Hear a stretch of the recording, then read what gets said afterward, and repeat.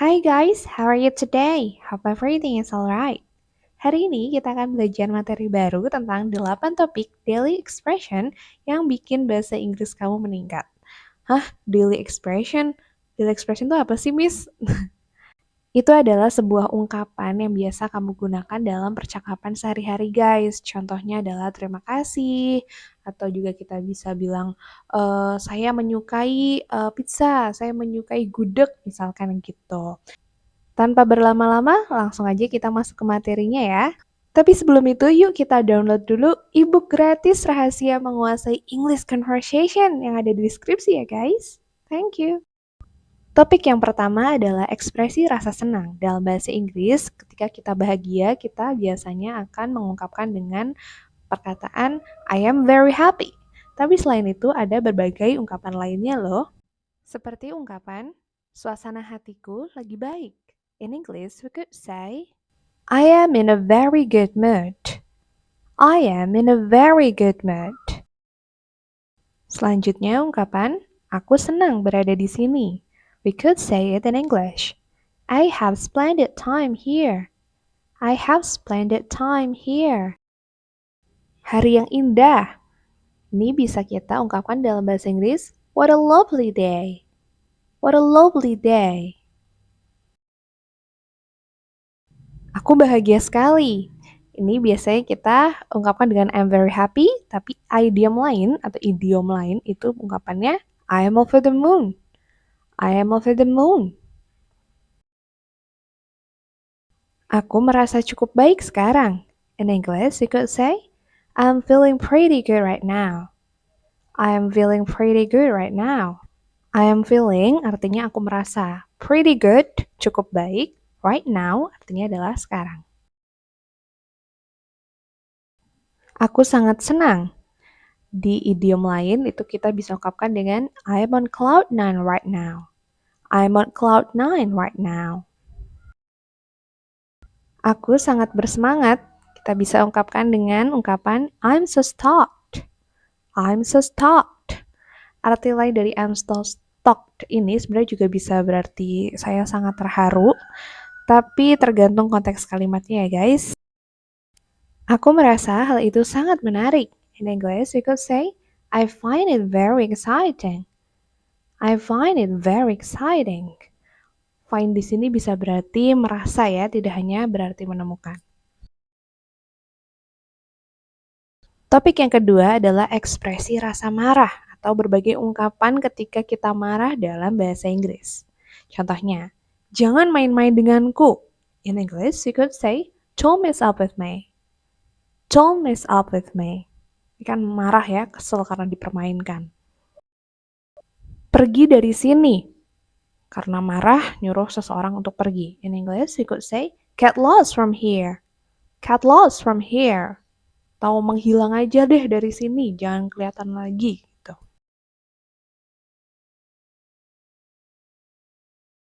Jangan tunjukkan wajahmu lagi. Nah, ini ungkapan marah yang enak ya. In English, you could say, don't show your face again. Don't show your face again. Ungkapan marah selanjutnya, aku nggak mau ngomong sama kamu. In English, you could say, I don't want to talk to you. I don't want to talk to you.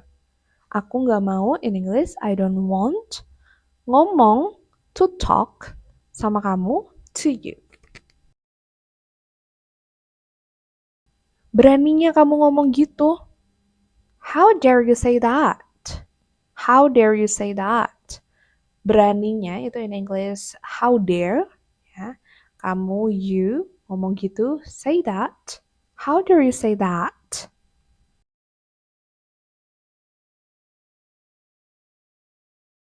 Aku nggak ada urusan sama kamu. In English, we could say, I have nothing to do with you. I have nothing to do with you. Ya, jadi I have nothing itu aku nggak ada to do urusan atau melakukan sesuatu sama kamu with you.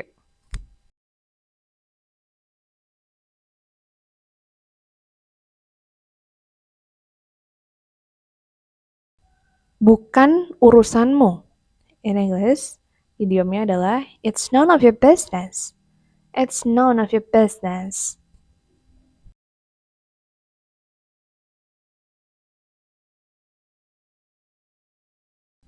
Urusi saja urusanmu sendiri. Mind your own business. Mind your own business. Urusi saja atau maksudnya pikirkan saja urusanmu. Berarti mind your own business. Business di sini dalam artian urusan atau keperluanmu.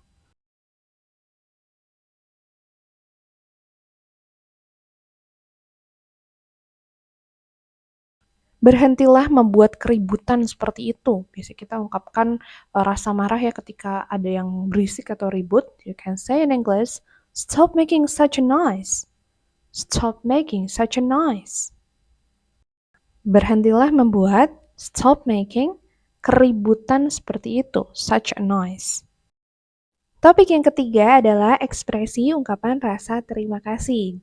Stop selalu bilang thank you, dan thank you. Karena ada ungkapan lainnya, seperti aku berhutang budi padamu. In English, we could say, I am in debt to you. I am in debt to you. Another choice, I owe you one. I owe you one. Makna dari dua kalimat ini sama-sama aku berhutang budi padamu ya. Aku menghargai apa yang telah kamu lakukan untukku. In English, you could say, I appreciate what you've done for me. I appreciate what you have done for me. You've di sini berarti you have done for me ya. I appreciate, itu aku menghargai. What you've done, apa yang telah kamu lakukan for me, untukku. Ungkapan terima kasih lainnya, aku sangat menghargai bantuanmu. In English, I truly appreciate your help. I truly appreciate your help. Artinya aku sungguh-sungguh atau aku sangat, I truly appreciate, menghargai, your help artinya bantuanmu.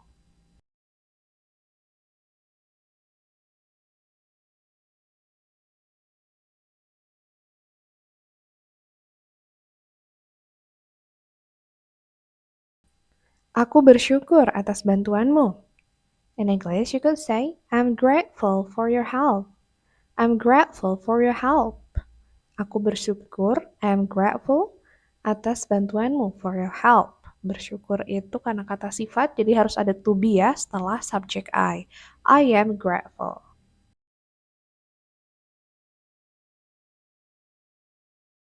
Topik keempat, ekspresi ungkapan rasa sedih. Nah, bisa kita bilang sedih, I'm sad, aku sedih. Tapi ada berbagai macam ungkapan lainnya yang bermakna sedih. Contohnya, aku merasa sedih akhir-akhir ini. In English, we could say, I've been feeling down lately. I've been feeling down lately. Aku merasa, I've been feeling sedih, down, ya, akhir-akhir ini. Lately. Aku merasa tidak baik-baik saja. In English, we could say, I'm out of sorts today. I'm out of sorts today. Ya, jadi dia kayak idiom. I'm of sorts. Aku sedih dengan situasi ini. I'm sad about the situation. I'm sad about the situation. Aku sedih, I'm sad. Dengan, sebenarnya kalau terpisah itu dengan bahasa Inggrisnya with ya, tapi dalam konteks kalimat ini about lebih pas ya. Situasi ini, the situation. Ungkapan sedih lainnya adalah aku merasa sedih, ya kan? Biasanya kita cuma bilang I'm sad, tapi kita bisa dengan ungkapan I am feeling blue. I am feeling blue. Nah, blue di sini berarti sedih atau sedang kesepian dan ingin menyendiri ya. Jadi identik dengan kata blue untuk sedih. I am feeling blue. Aku merasa sangat frustasi tentang hal itu. Frustasi itu kan bikin orang sedih ya. In English, we could say, I feel so frustrated about it. I feel so frustrated about it. Aku merasa, in English, I feel sangat frustasi, so frustrated tentang hal itu, about it. Topik yang kelima adalah ekspresi untuk meminta maaf. Stop selalu bilang I'm sorry. Kita bisa ganti dengan Aku minta maaf karena menyakiti perasaanmu. In English, you could say, I'm sorry for hurting your feelings. I'm sorry for hurting your feelings. Aku minta maaf, I'm sorry for hurting karena menyakiti your feelings, perasaanmu. Tolong jangan marah padaku. In English, you could say, please don't be mad at me. Please don't be mad at me. Mungkin kita membuat orang marah dan kita berusaha untuk meminta maaf dengan bilang, tolong jangan marah padaku. Please don't, tolong jangan, be made, marah, padaku, at me.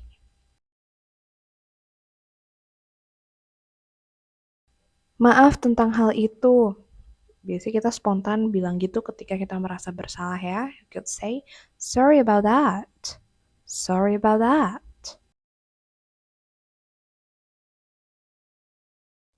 Tolong maafkan ketidaktahuanku. In English, you could say, please excuse my ignorance. Please excuse my ignorance. Tolong itu please, maafkan, excuse ketidaktahuanku, my ignorance. Mohon terima permintaan maaf kami yang tulus. Please accept our sincerest apologies. Please accept our sincerest apologies. Mohon terima itu please accept, permintaan maaf itu apologies, yang tulus adalah sincerest. Tapi susunan kalimatnya yang betul seperti ini ya. Topik yang keenam adalah ekspresi mengungkapkan rasa suka dan tidak suka. Seringkali kita berpendapat untuk menyukai sesuatu ya, misalkan suka bakso daripada mie ayam gitu kan. Kita bisa menjelaskan dengan beberapa ungkapan ini. Yang pertama, aku senang bermain tenis. You could say in English, I enjoy playing tennis. I enjoy playing tennis. Aku senang means I enjoy. Enjoy itu bisa berarti menikmati atau senang juga. Bermain in English playing, tenis, tennis ya. Aku lebih suka teh daripada kopi. Nah, ini kayak preference ya, keinginan. In English we could say, I like tea better than coffee. I like tea better than coffee. Aku lebih suka I like better gitu ya. Teh means tea daripada kopi than coffee. Aku suka mendengarkan musik. In English, I like listening to the music. I like listening to the music.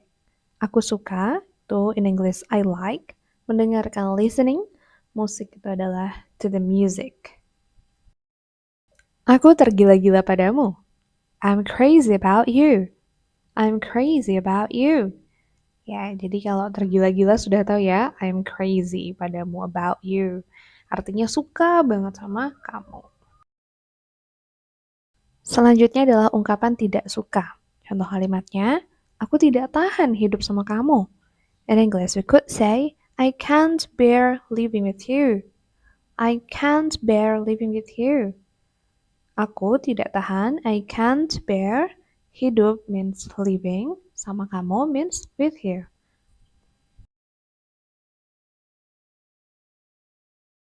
Selanjutnya, aku tidak tahan mendengar pendapatmu. Ya, kalau tadi tidak tahan hidup denganmu, sekarang tidak tahan mendengar pendapatmu. You could say, I can't stand hearing your opinion. I can't stand hearing your opinion. Aku tidak tahan, sama seperti tadi ya sebetulnya. I can't stand, maknanya bersama dengan yang I can't bear. Mendengar means hearing pendapatmu, your opinion. Aku tidak suka orang yang egois. Ya, siapa yang suka sama orang egois? Nobody. Okay, in English we could say, I dislike the selfish people. I dislike the selfish people. Aku tidak suka means I dislike.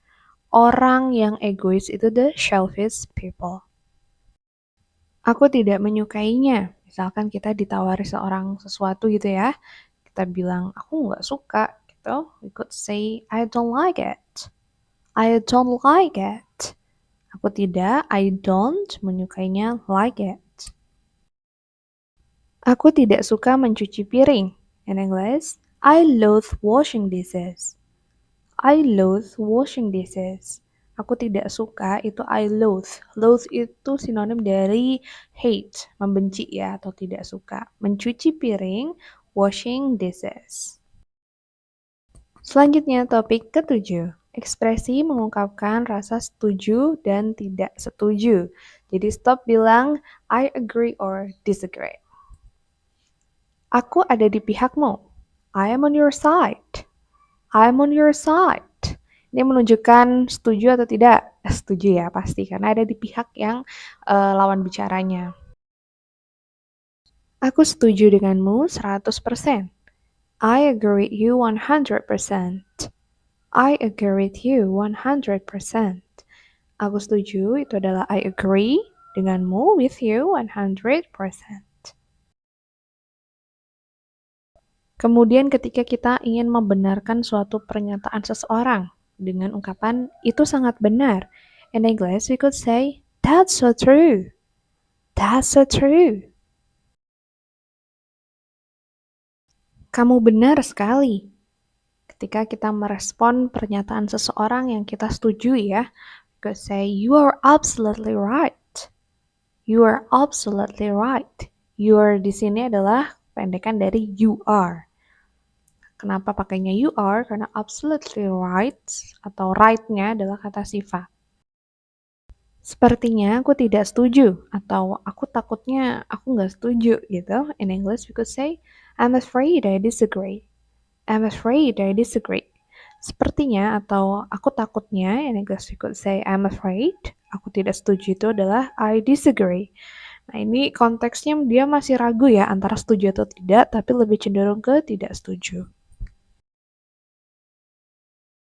Next, aku sangat tidak setuju. Nah, kalau ini baru kita sudah yakin 100% kalau kita tidak menyetujui suatu hal. We could say in English, I totally disagree. I totally disagree. Ya, jadi saya benar-benar I totally disagree, tidak setuju. Aku kira tidak seperti itu. Maksudnya dia tidak menyangka hal itu akan terjadi atau seperti itu adanya ya. We could say, I don't think so. I don't think so. Atau dia juga berpendapat yang berlainan ya. Artinya dia tidak setuju. Aku tidak begitu yakin tentang itu. I'm not so sure about that. I'm not so sure about that. Aku tidak begitu yakin. I am not so sure tentang itu about that. Jadi dia masih ragu-ragu tapi kembali dia lebih cenderung ke tidak setuju. Selanjutnya ungkapan lainnya bisa kita sebutkan itu tidak selalu benar. Itu tidak selalu benar ya. We could say in English, that's not always true. That's not always true. Dia mungkin menyangkal karena tidak setuju atas suatu pernyataan atau perbuatan. Topik ke-8 adalah ungkapan untuk menyelamati seseorang. Biasanya kita kalau menyelamati seseorang in English, we could say congratulations, congratulations, ya kan? Nah, kita ada banyak alternatif selain itu. Contohnya adalah ungkapan selamat untukmu. In English we could say cheers to you. Cheers to you. Kita biasanya dengar istilah cheers itu ketika ingin minum bareng sama teman-teman ya. Cheers gitu. Nah, ini adalah ungkapan untuk selamat dalam konteks yang non-formal. Kamu pantas mendapatkan kesuksesan ini. Ini ketika kita menyelamati prestasi seseorang mungkin ya. In English we could say, you deserve the success. You deserve the success. You deserve itu adalah kamu pantas mendapatkan. The success means kesuksesan ini. Selanjutnya ungkapan ke atas keberhasilan ya, menyelamati keberhasilan seseorang. Kamu berhasil, aku tahu kamu bisa. In English we could say, you did it, I knew you could. You did it, I knew you could. You did it artinya kamu berhasil melampaui itu, melakukan itu. I knew you could. Aku tahu kamu bisa. Kamu berhasil. Nah, ini lebih singkat lagi ya atas ungkapan selamat untuk keberhasilan. You could say in English, you nailed it. You nailed it. Jarang didengar ya guys, tapi ini akan very awesome and stunning if you would say this. Selanjutnya adalah semoga sukses untuk pekerjaan barumu. Biasanya ini kita ucapkan ketika ada teman kantor yang mungkin resign ya, kemudian mendapatkan pekerjaan di tempat yang baru. In English we could say, best wishes on your new job. Best wishes on your new job. Semoga sukses, best wishes untuk pekerjaan barumu, on your new job. Semua kerja kerasmu akhirnya terbayar. In English, we could say, all your hard work has finally paid off. All your hard work has finally paid off. Ya, jadi intinya dia sudah sukses atas kerja keras yang dilakukan selama ini. Semua kerja kerasmu, in English, all your hard work, akhirnya terbayar, has finally paid off. So, that's all guys, 8 topik tentang daily expressions yang harus kamu kuasai supaya makin mahir conversation. Thank you for watching.